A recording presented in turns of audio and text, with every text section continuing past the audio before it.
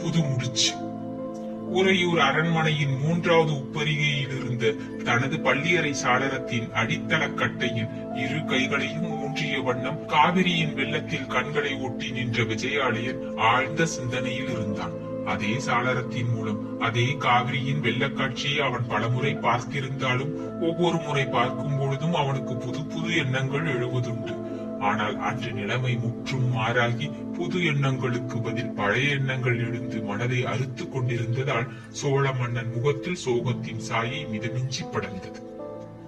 தனது திருமண நாள் முதல் அந்த இடத்தில் தான் நின்ற போதெல்லாம் தன்னுடன் தனது அழகு மனைவியும் நிற்பாளே என்பதை எண்ணியதால் எதையும் துச்சமாக மதிக்கும் மன்னன் மனமும் அன்று காலையில் சுக்குநூறாக வெடித்துக் கொண்டிருந்தது. அந்த பள்ளி அறைக்கு 3 சாளரங்கள் 3 இடங்களில் வைக்கப்பட்டிருந்ததை மனை சாஸ்திரக்காரர்கள் ஆட்சேபித்தும் மனைவிக்கு அது திருப்தியாய் இருந்ததால் சாளரங்களை எந்த விதத்திலும் மாற்ற இணங்கவில்லை சோழதேவன்.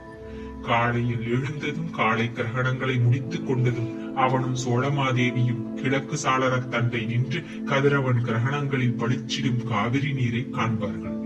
நடுப்பகலில் உணவருந்தும் வேளையில் வடக்கு சாளர தண்டை உட்கார்ந்து உச்சி வேளையில் தீட்சண்யத்துடன் பளபளக்கும் காவிரியை கண்டு உக்கிரத்திலும் அதற்குள்ள தனி அழகை பார்த்து கொண்டே உணவருந்துவார்கள். மாலை வேளையில் சோழமாதேவியின் அழகு சூரியனின் மஞ்சள் வெயிலில் பொன்மயமாவதையும் அவளுக்கும் காவிரிக்கும் உள்ள ஒற்றுமையையும் அந்த பலகணிக்கரியில் நிற்கும் போது உணரும் விஜயாலயன் உலகை மறந்து அவள் தோள்களை வருடுவான். ஒவ்வொரு நாளும் இயற்கையின் விளையாட்டுக்கும் கவர்ச்சிக்கும் தக்கபடி அவன் பஞ்சனை 3 சாளரங்களிலும் இடம் வருவதுண்டு. சில இரவுகளில் சந்திரனின் குளிர்ச்சி கிரகணங்கள் பஞ்சனையில் படுத்து கிடக்கும் சோழமாதேவியின் மீது விழுந்து அவளை வெள்ளிமயமாக அடித்துவிடும். அப்பொழுது அவள் பக்கத்தில் உட்கார்ந்து விஜயாலயன் அவள் கவர்ச்சி உடலின் ஒவ்வொரு அம்சத்தையும் விழிகளால் பருகுவான். சித்தத்தால் சிந்திப்பான். சிந்தித்து அவன் வரும் ஒரே முடிவு தனது தேவிக்கு இணை உலகத்தில் யாரும் இல்லை என்பதுதான். அத்தகைய சோழமாதேவியை நிலவில் படுத்து கிடந்த பதுமையை அவன் திரும்பவும் ஒரு நாள் பார்த்தான், உயிரற்ற சிலையாக. மார்பில் புதைந்த கத்தியுடன் அவன் கண்ட காட்சி அன்றும் அவன் நினைவில் இருந்ததால் ஒரு முறை திரும்பி பஞ்சனையை பார்த்து மீண்டும் காவிரியை நோக்கினான். அதனால் வெளிப்பட்ட அவன் பெருமூச்சில் சோக உணர்ச்சி சிறிதும் இல்லை, பழிவாங்கும் உணர்ச்சி நிரம்பி கிடந்தது. அன்னை காவிரி, அந்த அயோக்கியனை எப்படி உன்னை கடக்க வழி கொடுத்தாய் என்று காவிரியை கேள்வி கேட்டான். குறுகிவிட்ட சோழராஜ்யம் உன்னைத்தானே நம்பியிருக்கிறது பாதுகாப்பு எல்லையாக. என்ன பாதுகாப்பை நீ அழித்து விட்டாய் என்று வினவினான். அந்த எல்லையை மாற்றி அமைக்க வேண்டியது அவசியம். கரிகாலன் காலத்து சோழ சாம்ராஜ்யம் அதைவிட பன்மடங்கு அதிகமாக விரிய வேண்டும். காவிரியையும் தாண்ட வேண்டும், கடலையும் தாண்ட வேண்டும் என்று சற்று இறைந்தே கூறிய விஜயாலயன் திரும்ப பஞ்சனையை பார்த்தான். அதில் கிடந்த அந்த மோகன சிலையையும் பார்த்தான். அந்த மஞ்சள் நிற தந்த சிலையை நீண்ட நேரம் உற்று நோக்கி, இது இன்னும் எத்தனை ரகசியங்களை உள்ளே வைத்துக் கொண்டிருக்கிறது, பிரித்து பார்த்தால் என்ன என்று தன்னையே விசாரித்துக் கொண்டான். அந்த விசாரணையோடு நில்லாமல் பஞ்சனைக்கு சென்று அதை கையில் எடுத்து அதன் முதுகை தடவி பார்த்தான். முதுகில் தைக்கப்பட்டிருந்த இடம் கூட மிகுந்த வளவளப்புடன் இருந்ததால் அதை செய்த இளஞ்சேட் சென்னியை எண்ணி அவன் கைவண்ணத்தை எண்ணி, மூதாதையே, இந்த சொத்தை விட்டுத்தான் போனாய், அதை ஏன் பிரித்து பார்க்க நீ அனுமதிக்கவில்லை என்று மூதாதையை கேள்வியும் கேட்டான். பிறகு சிலையை திருப்பி அதன் முகத்தையும் கவனித்தான். கண்ணை மூடிய சிலையை கண்டதும் கண்ணழகியின் தாயின் நினைவுதான் வந்தது விஜயாலயனுக்கு.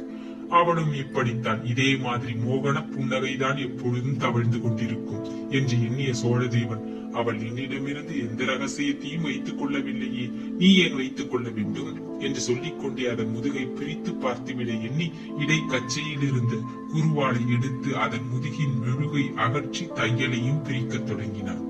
யானையின் நரம்புகளையே ஏதோ ஒரு விதமாக பதனப்படுத்தி போடப்பட்டிருந்த தையல் சிலை முதுகின் மேற்புறத்தில் முடி போடப்பட்டிருந்தது.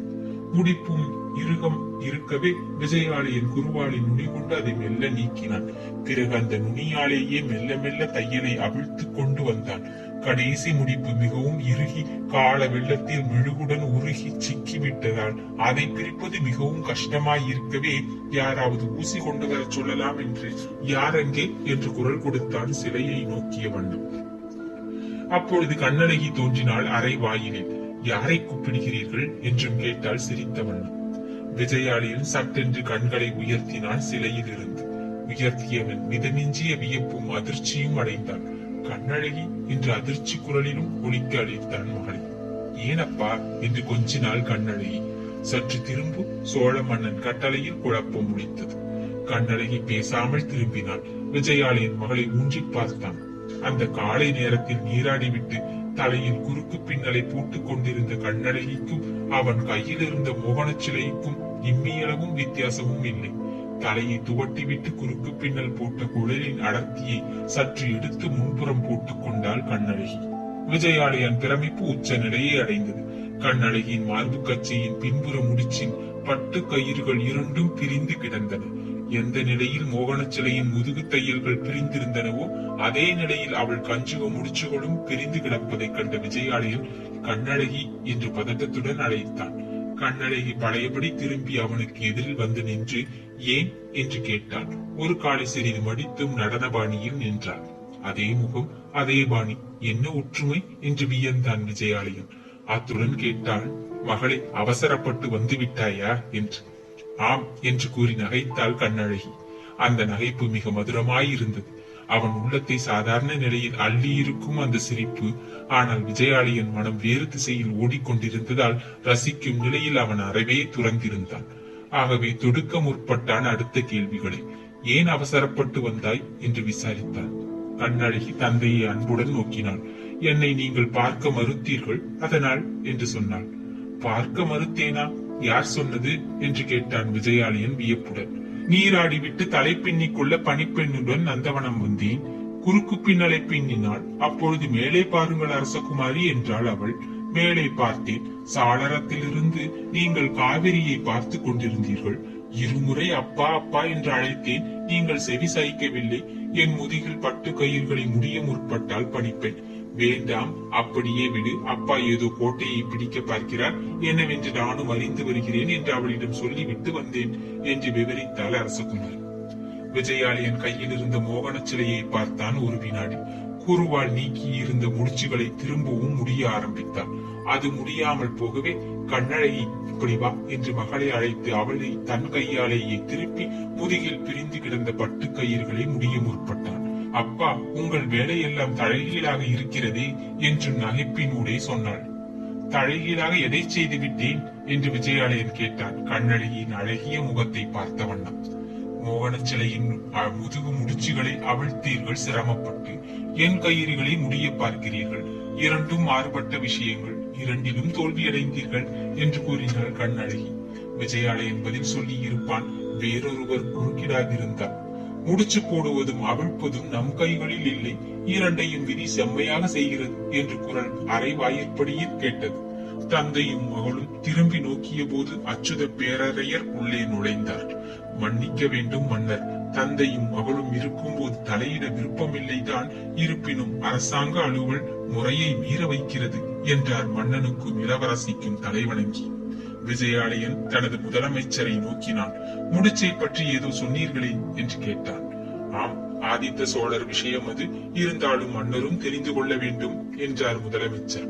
விஜயாலயன் எழுந்திருந்தான் பஞ்சனையில் இருந்து கையில் சிலையுடன். ஆதித்தன் விஷயமா என்று வியப்புடன் வினவினார் சோழ தேவன். ஆம், மிகுந்த மரியாதையுடன் சொன்னார் அச்சுதர். எங்கே அவன்? வந்து கொண்டிருக்கிறார். இதை அமைச்சர் சொல்லிக் கொண்டிருக்கும் போதே படிகளில் தடதடவென்று ஆதித்தன் ஏறி வரும் சத்தம் பலமாக கேட்டது. மகன் உற்சாகத்தில் வருகிறான் என்றான் விஜயாலயன். காரணம் இருக்கிறது என்றார் அச்சுதர். என்ன காரணம்? மன்னன் கேள்வியில் சந்தேகம் இருந்தது. புது முடிச்சு, புது சிக்கல் என்ற அச்சுதர் பதிலில் சந்தேகம் இல்லை. அத்தியாயம் 33 நிறைவுற்றது. நன்றி, வணக்கம்.